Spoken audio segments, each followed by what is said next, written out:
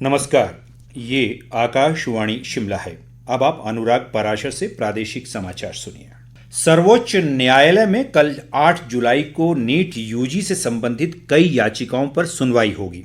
इनमें नए सिरे से परीक्षा करवाने की मांग की याचिकाएं भी शामिल हैं।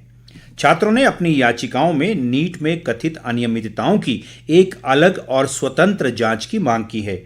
बढ़ते नीट विवाद के बीच केंद्र सरकार ने सर्वोच्च न्यायालय में हल्फनामा दाखिल किया है। इसमें कहा गया है कि परीक्षा में बड़े पैमाने पर अनियमितताओं के किसी भी सबूत के अभाव में नीट यूजी 2024 को दोबारा आयोजित करने की कोई आवश्यकता नहीं है।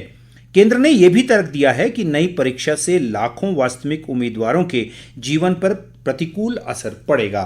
प्रदेश के 3 विधानसभा क्षेत्रों देहरा, हमीरपुर व नालागढ़ में होने वाले उपचुनाव के लिए अब 3 दिन शेष रह गए हैं। इन क्षेत्रों में खुलेआम चुनाव प्रचार का कल अंतिम दिन है। तीनों विधानसभा क्षेत्रों में मतदान 10 जुलाई को होगा, जबकि मतगणना 13 जुलाई को की जाएगी। उपचुनाव के लिए चुनाव प्रचार अंतिम चरण में है।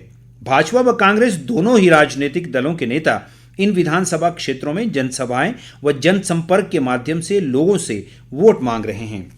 इस बीच मुख्यमंत्री सुखविंदर सिंह सुक्खू ने आज देहरा विधानसभा क्षेत्र में कांग्रेस उम्मीदवार कमलेश ठाकुर के पक्ष में कई स्थानों पर जनसभाएं की। उन्होंने कहा कि कांग्रेस सरकार ने वर्तमान कार्यकाल में राज्य के संसाधनों की लूट बंद करने की दिशा में कई प्रयास किए हैं। इन्हीं प्रयासों के परिणाम स्वरूप एक वर्ष में ही 2200 करोड़ रुपए का अतिरिक्त राजस्व प्राप्त हुआ है। मुख्यमंत्री ने कहा कि सरकार इंदिरा गांधी प्यारी बहना सुख सम्मान निधि योजना के अंतर्गत 18 वर्ष से अधिक आयु की पात्र महिलाओं को प्रतिमाह 1500 रुपए प्रदान कर रही है।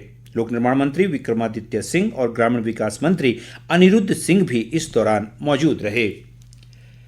पूर्व केंद्रीय मंत्री व सांसद अनुराग ठाकुर ने कहा है कि प्रदेश में पिछले 18 महीने में कांग्रेस का कार्यकाल अराजकता, अहंकार और अन्याय भरा रहा है। हमीरपुर विधानसभा क्षेत्र में आज जनसंपर्क अभियान के दौरान उन्होंने कहा कि ये पहला चुनाव है जहां कोई सरकार बिना उपलब्धि के जनता के बीच जाकर वोट मांग रही है। अनुराग सिंह ठाकुर ने आरोप लगाया कि कांग्रेस ने मित्रों को लाभ पहुंचाने के अलावा इस कार्यकाल में कुछ नहीं किया है। उन्होंने ये भी आरोप लगाया कि कांग्रेस ने केवल झूठी गारंटियों और झूठे वायदे कर प्रदेश की भोली भाली जनता को ठगने का काम किया है। प्रदेश कांग्रेस अध्यक्ष प्रतिभा सिंह ने कहा है कि तीनों विधानसभा उपचुनावों में कांग्रेस भारी बहुमत से जीत हासिल करने जा रही है। एक बयान में उन्होंने कहा कि हमीरपुर, देहरा व नालागढ़ के मतदाताओं का रुझान कांग्रेस के पक्ष में है और लोग प्रदेश में कांग्रेस सरकार को मजबूत करने के लिए एकजुट है। प्रतिभा सिंह ने कहा कि कांग्रेस जनहित के लिए पूरी तरह समर्पित है, जबकि भाजपा झूठी बयानबाजी कर लोगों को गुमराह करने का असफल प्रयास कर रही है। इधर भाजपा ने कहा है कि 18 महीने के कार्यकाल में प्रदेश कांग्रेस सरकार हर मोर्चे पर विफल रही है। पार्टी अध्यक्ष राजीव बिंदल ने कहा कि कांग्रेस सरकार ने केवल उन विधायकों को प्रताड़ित किया है जिन्होंने जनहित के मुद्दे उठाए हैं। उन्होंने कहा कि 1.5 साल में 30,000 करोड़ रुपए का कर्ज लेने के बावजूद सरकार ने विकास कार्य बंद कर दिए हैं और कई संस्थानों पर तालाबंदी भी की गई है। मुख्य निर्वाचन अधिकारी मनीष गर्ग ने कहा है कि स्वतंत्र व निष्पक्ष चुनाव के मद्देनजर देहरा, हमीरपुर और नालागढ़ विधानसभा क्षेत्रों में होने वाले उपचुनाव के दौरान 10 जुलाई शाम 6:30 बजे तक एग्जिट पोल के आयोजन, प्रकाशन और प्रसारण पर पूरी तरह प्रतिबंध रहेगा।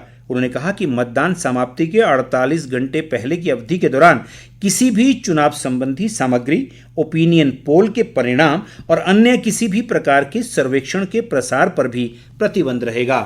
जनजातीय जिला लाहौल स्पीति का दुर्गम क्षेत्र मयार घाटी आज भी संचार सुविधा से वंचित है। बेहतर संचार सेवा न मिलने के कारण घाटी की तिंगरेट व चिमरेट पंचायतों के दर्जन गांवों के लोगों को भारी असुविधा का सामना करना पड़ रहा है। स्थानीय लोगों के अनुसार अधिकतर समय टावर बंद रहने और सर्दियों के दौरान होने वाली भारी बर्फबारी के कारण उन्हें ये असुविधा हो रही है। केलंग से हमारे संवाददाता के अनुसार इंटरनेट सेवा न होने के कारण ऑनलाइन कार्यों के लिए घाटी के लोगों को 30 किलोमीटर दूर उदयपुर का रुख करना पड़ रहा है। ऐसे में लोगों ने सरकार से घाटी में संचार सेवा को जल्द दुरुस्त करने सहित इंटरनेट सेवा आरंभ करने का आग्रह किया है। इसी के साथ ही आकाशवाणी शिमला से प्रादेशिक समाचारों का ये बुलेटिन समाप्त हुआ। नमस्कार।